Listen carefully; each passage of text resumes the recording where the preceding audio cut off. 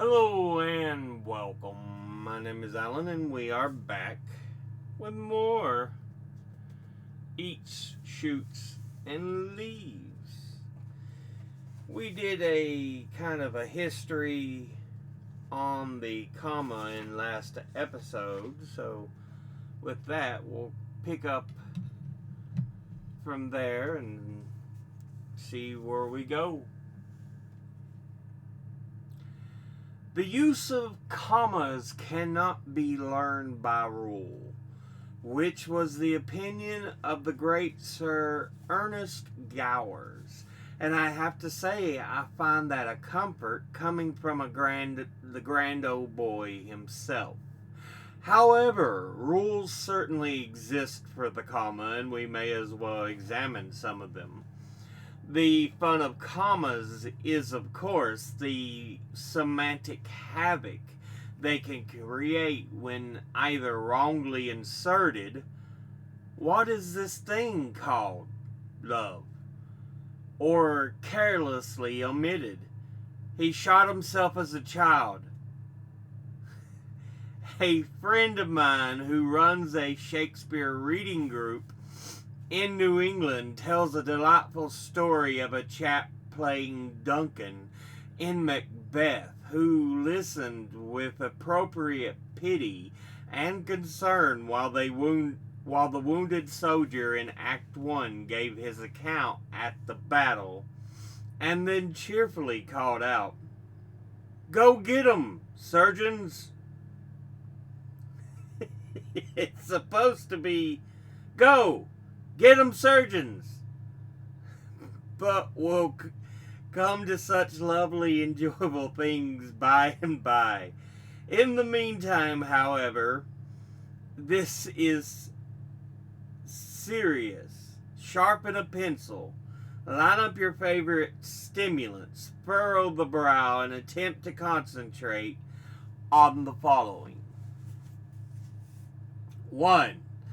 Commas for lists. This is probably the first thing you ever learn about commas, that they divide items in lists, but are not required before the "and" on the end.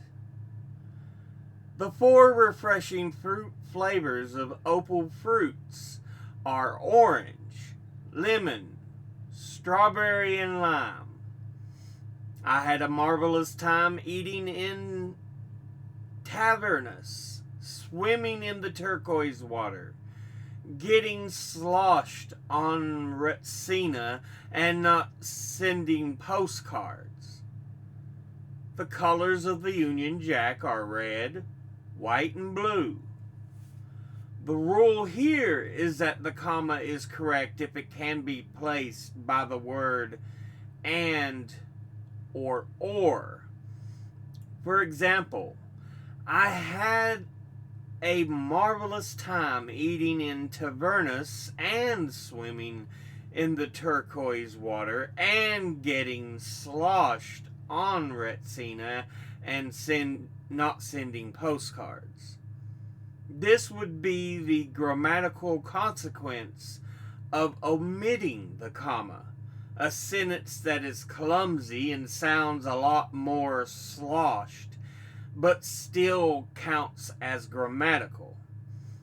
What a loss to the language it was, incidentally, when they changed the name of opal fruits to Starburst.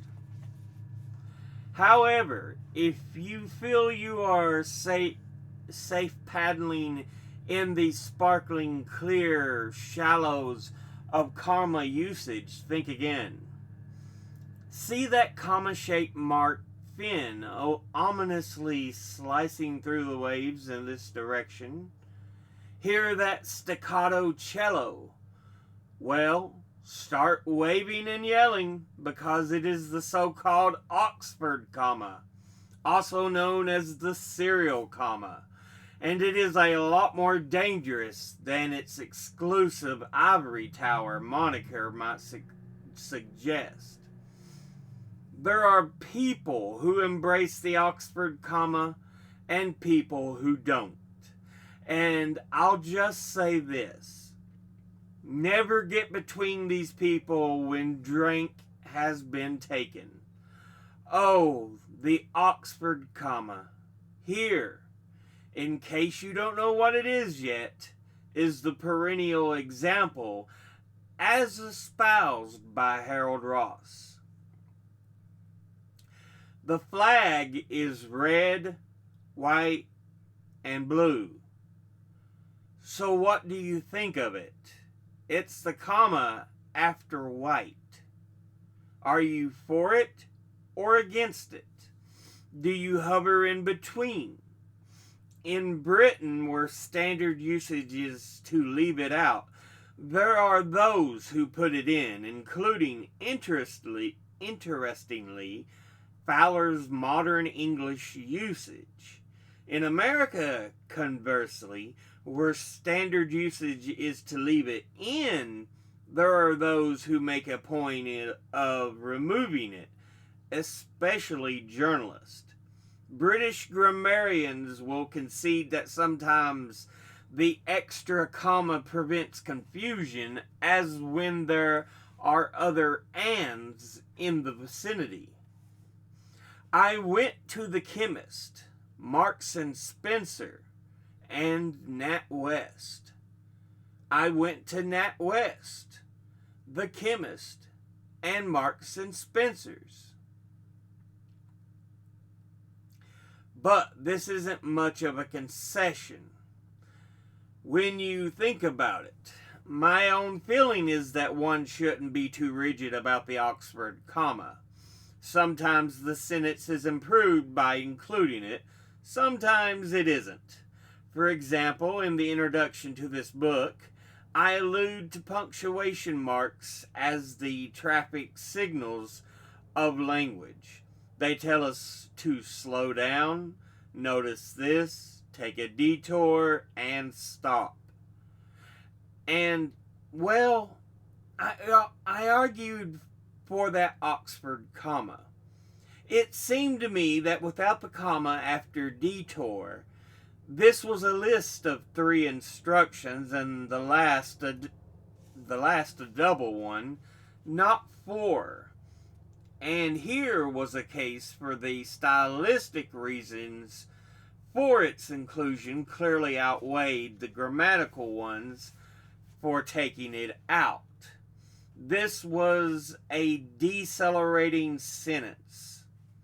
The commas were incrementally applying the brakes. To omit the comma after detour would have the sentence suddenly coasting at speed again instead of slowing to the final halt. Anyway, there are some more points about commas in lists before we move on. In a list of adjectives, again, the rule is that you must use a comma where an and would be appropriate, where the modifying words are all modifying the same thing to the same degree. It was a dark, stormy night. The night was dark and stormy. He was a tall, bearded man. The man was tall and bearded. But you do not use a comma for it was an endangered white rhino. Australian red wines are better than Australian white ones. The grand old Duke of York had 10,000 men. This is because in each of these cases the adjectives do their jobs in joyful combination. They are not intended as a list. The rhino isn't endangered and white. The wines aren't Australian and red. The Duke of York wasn't grand and old. The wedding wasn't big and fat and Greek. Number 2, commas for joining. Commas are used when two complete sentences are joined together, such as conjunctions as and, or, but, while, and yet. The boys wanted to stay up until midnight, but they grew tired and fell asleep. I thought I had the biggest bag of opal fruits, yet Kathy proved me wrong. If this seems a bit obvious to you, I apologize, but trouble arises with this joining comma rule from two directions. When stylists deliberately omit the conjunction and just keep the comma where a semicolon is called for, this is the splice comma John Updike is accused of, and when the wrong joining words are used, the splice comma first. It was the Queen's birthday on Saturday. She got a lot of presents. Jim woke up in an unfamiliar bed. He felt lousy. Now, so many highly respected writers adopt the splice comma that a rather unfair rule emerges on this one. Only do it if you're famous. Samuel Beckett spliced his way merrily through such novels as Malloy and Malone Dies, thumbing his nose at the semicolon the whole way. There I am then. He leaves me. He's in a hurry. But when Beckett was not only a genius, he was a man who wrote in French when he didn't have to. We can surely agree he earned the right to be ungrammatical if he felt like it. Besides, he is not alone. E.M. Forster did it. Somerset Maugham did it. The list is endless. Done knowingly by an established writer, the comma splice is effective, poetic, dashing. Done equally knowingly by people who are not published writers, it can look weak or presumptuous. Done ignorantly by ignorant people, it is awful. Meanwhile, words that must not be used to join two sentences together with a comma are however and nevertheless, as in, it was the Queen's birthday on Saturday. Nevertheless, she had no post whatever. Jim woke up in his own bed. However, he felt great.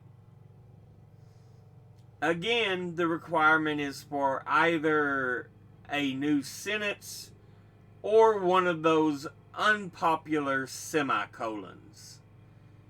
It was the Queen's birthday on Saturday. Nevertheless, she had no post whatever. Jim woke up in his own bed. However, he felt great.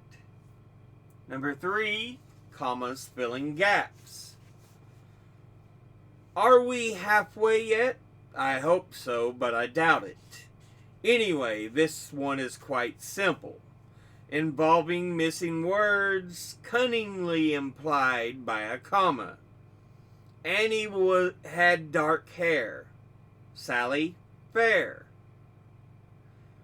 This doesn't arise very much these days, though, does it? I wonder why. Number 4, commas before direct speech. This usage is likely to lapse. Many writers prefer to use colons. Others just open the inverted commas, a pretty unambiguous sign that direct speech is coming.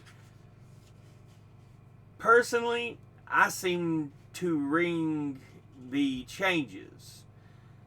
Since this is a genuine pause for breath use of the comma, however, it would be a shame to see it go. The Queen said, "Doesn't anyone know it's my birthday?" Number 5, commas setting off interjections. Blimey, what would we do without it? Stop, or I'll scream. Commas, number 6, commas that come in pairs. This is where comma usage starts getting tricky. The first rule of bracketing commas is that you use them to mark both ends of a weak interruption to a sentence or a piece of additional information. The commas mark the places where the reader can, as it were, place an elegant two-pronged fork and cleanly lift out a section of the sentence, leaving no previous damage to the whole. Thus, John Keats, who never did any harm to anyone, is often invoked by grammarians. I am, of course, going steadily nuts. Nicholas Nickleby, published in 1839, uses a great many commas. The Queen, who has double the number of birthdays of most people, celebrated yet another birthday.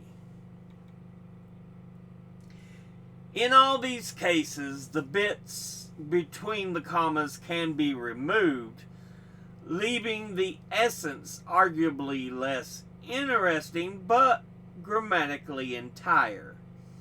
As with other paired bracketing devices such as parentheses, dashes, and quotation marks, there is actual mental cruelty involved, incidentally, in opening up a pair of commas and then neglecting to deliver the closing one.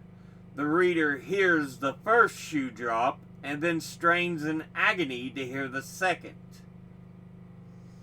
In dramatic terms, it's like putting a gun on the mantelpiece in Act 1 and then having the heroine drown herself quietly off stage in the bath during the interval. It's just not cricket. Take the example, the Highland Terrier is the cutest, and perhaps the best of all dog species. Sensitive people trained to listen for the second comma after best find themselves quite stranded by that kind of thing. They feel cheated and giddy. In very bad cases, they fall over. However, when is it that sometimes these pairs of commas are incorrect?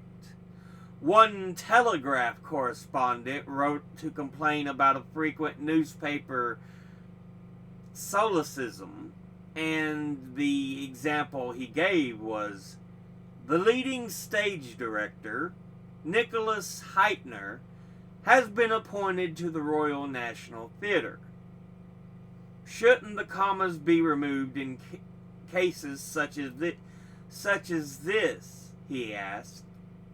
Well, yes, absolutely.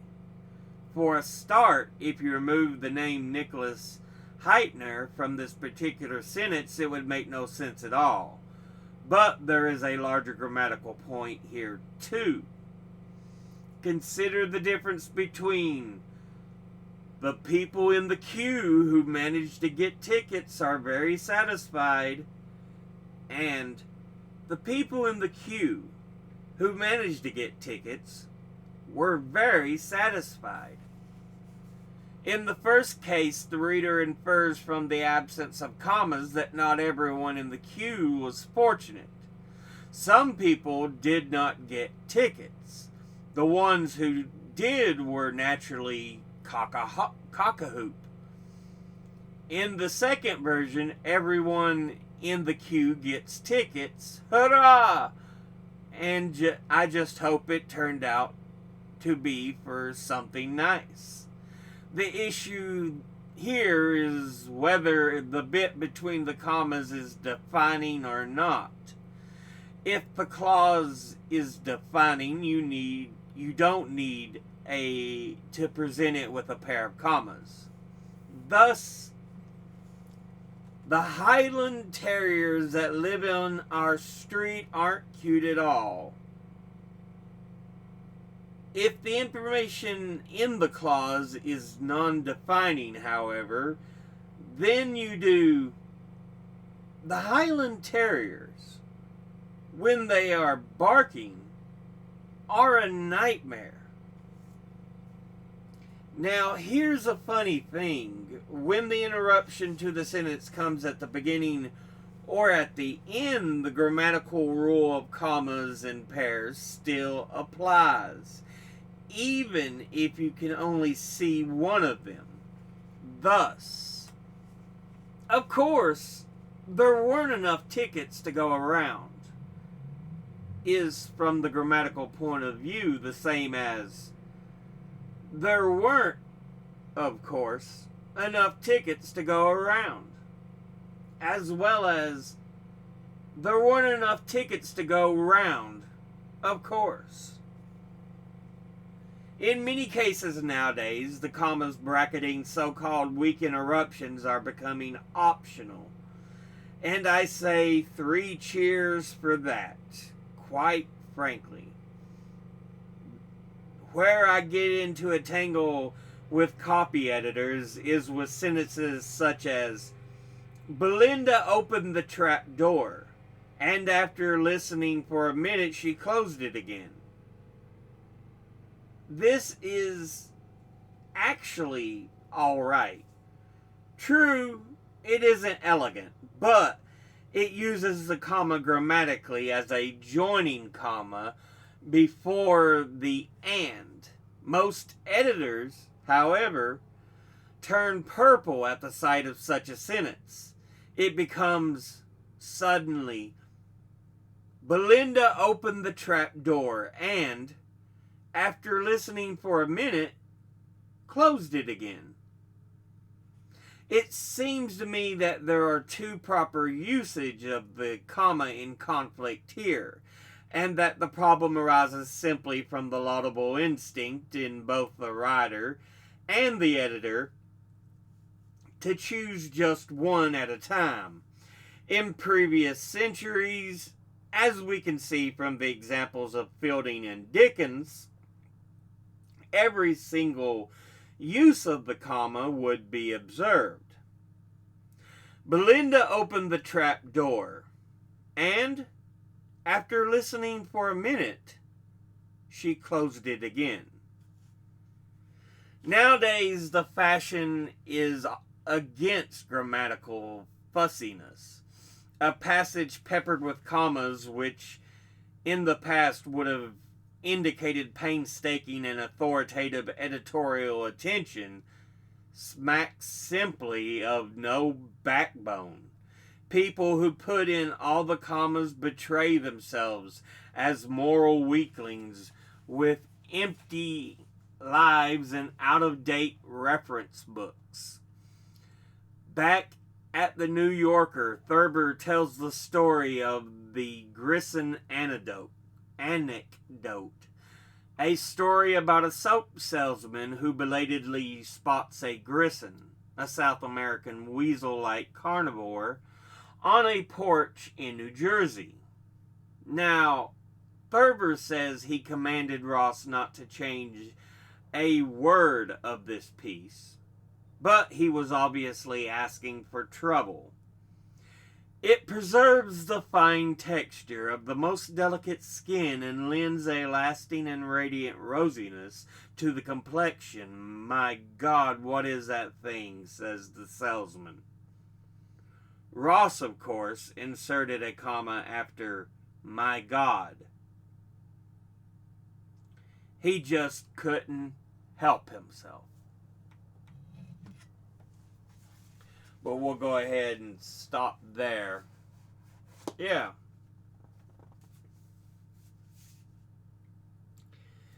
Whew. So we had a number of different usages of the comma. How it's normally used in most grammatical situations.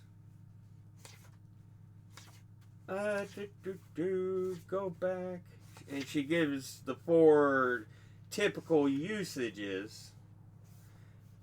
The first, of course, being listing things. This, and this. This, and that. Number 2, she pointed out, being joining, when you wanted to join sentences. Because if you think about it, the boys wanted to stay up until midnight, but they grew tired and fell asleep. So,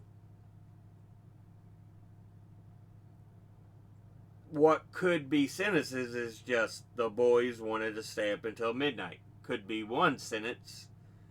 They grew tired and fell asleep. Could be a second. But since they are so connected to each other in the storytelling, in the writing, you add a comma and one of the words like and, but, or, while, yet. Third, commas filling gaps. You'll see this occasionally. Annie had dark hair. Sally, fair. Which is the same as saying Annie had dark hair and Sally had fair hair. That's essentially what that example is. So yeah. Commas before direct speech. So yeah. The Queen said, comma, doesn't anyone know it's my birthday? So yeah. And then they got commas setting off interruptions. Or interjections, I'm sorry. Blimey! What would we do without it? Stop, or I'll scream.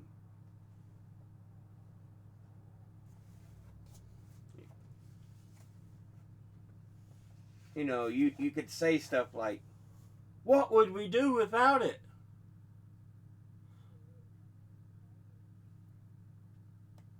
But they're adding that interjection, blimey, what would we do without it? You could say, I'll scream, but with the interjection you can just go, stop, or I'll scream. So yeah. And that's kind of the reference there. And then finally, commas that come in pairs, which is a pretty long section. But she shows how it kind of is used, and gives several examples. John Keats, who never did any harm to anyone, is often invoked by grammarians.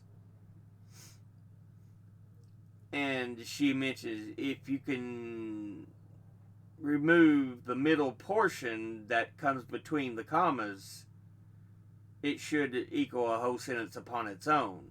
But that in between does add to the information, to the story. So it could just be John Keats is often invoked by grammarians. But you want to add that he never did any harm to anyone.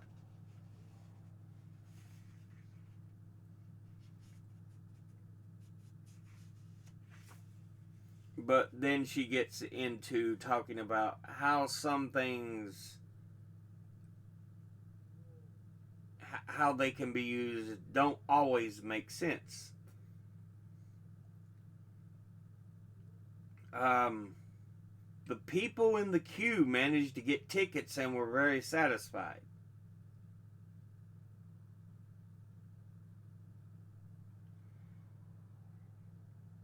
As opposed to the people in the queue who managed to get tickets were very satisfied.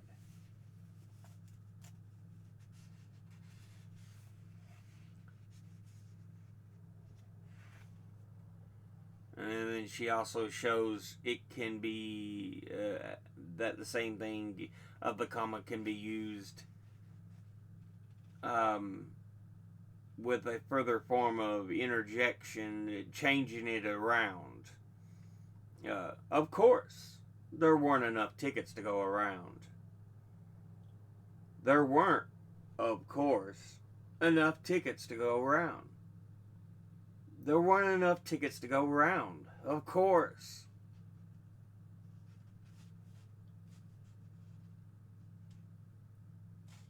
So yeah, and then she gives the little story, James Thurber, when he was writing for the New Yorker, and the kind of collisions he had with the editor there. But yeah, pretty good.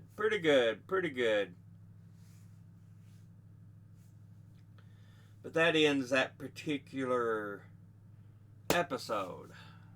As always, educate thyself, think, read, study, learn. Someone tells you something you have trouble believing, ask them to cite their sources.